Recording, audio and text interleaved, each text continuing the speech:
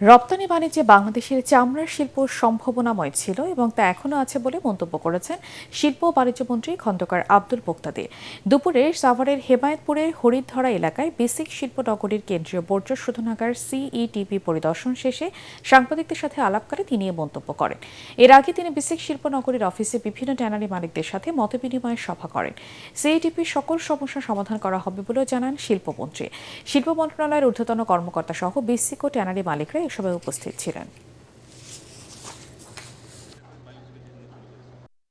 সামগ্রিকভাবে এই সেক্টরটির উন্নতির জন্য, স্কিল বিল্ডিংয়ের জন্য, ডিজাইন ইমপ্রুভমেন্টের জন্য আমরা এই সাভারেই একটি বিশ্বমানের সেন্টার তৈরি করছি, যেখানে পাশাপাশি লাইট ইঞ্জিনিয়ারিং এবং চামড়ার জন্য ডিজাইনের ক্ষেত্রে, 3D ডিজাইনিংয়ের ক্ষেত্রে, স্কিল বিল্ডিংয়ের ক্ষেত্রে একটি বিশ্বমানের প্রতিষ্ঠান দ্বারা পরিচালিত একটি সেন্টার এখানে থাকবে।